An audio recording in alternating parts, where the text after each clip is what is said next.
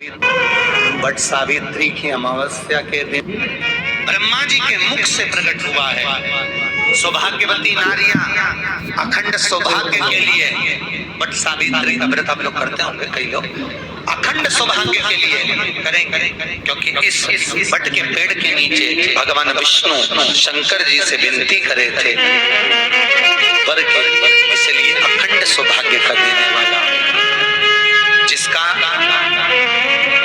Property का झगड़ा चल रहा हो, अदालत में कोई केस चल रहा हो, किसी भी चीज का केस, अदालत में अगर किसी भी चीज की अगर केस चल रहा है तो बड़ के पत्ते के ऊपर बालू मिट्टी का शिवलिंग बना, बालू रेत का, बड़ के पेड़ के नीचे ही उसकी पूजन करें, उस पर 3 चम्मच दही चढ़ा दें, अपनी मनोकामना कर कर दही चढ़ाकर उस दही को चम्मच में वापस लेकर जाए, शंकर जी की पूजन कर कर उसको विसर्जन करें। वो दही जो लेकर आए, जब अदालत कार्रवाई हो और आप केस के लिए अदालत में जाएं, उसको चंदन में मिलाकर तिलक कर कर जाइए, आपका काम विजय प्राप्त होगी, काम फतेह होगा। बटकेश्वर महादेव का स्मरण करने से कार्य की सिद्धि होती है। जिस बच्चे का एग्जाम में पास नहीं हो रहा हो, अच्छे नंबर नहीं आ रहे हो, वो भी इस दही का तिलक लगाकर जा सकता है। बटकेश्वर ऐसे भगवान शिव विराजमान हैं।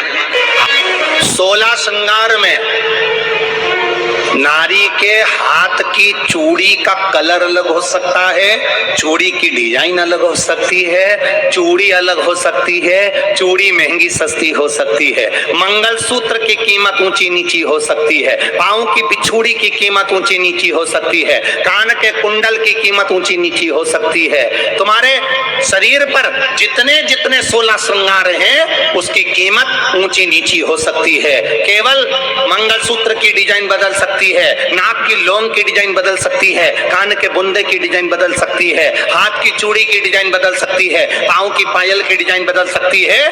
केवल नारी के 16 श्रृंगार में एक श्रृंगार ऐसा है जिसकी कीमत जो पहले थी वही कीमत आज तक है और उसकी डिजाइन आज तक नहीं बदली, वो मांग का सिंदूर है। एक जैसी डिजाइन है और एक जैसी कीमत है।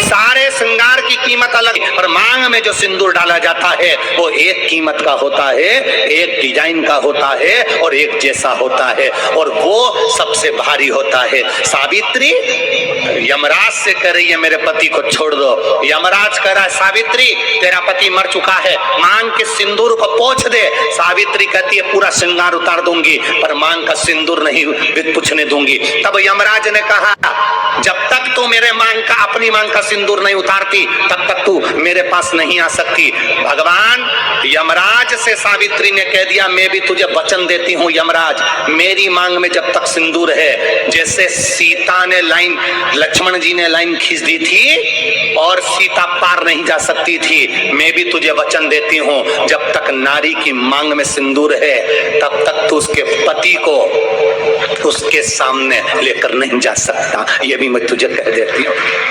यमराज भैंसे पर सवार होकर सत्यवान को लेकर जा रहा था, सावित्री से वचन पर वचन चल रहे थे, बड़ के पेड़ के नीचे छोड़कर आए। क्या चाहिए तुझको, क्या चाहिए तुझको, क्या दूं मैं तुझको, कुछ मांग ले मुझसे।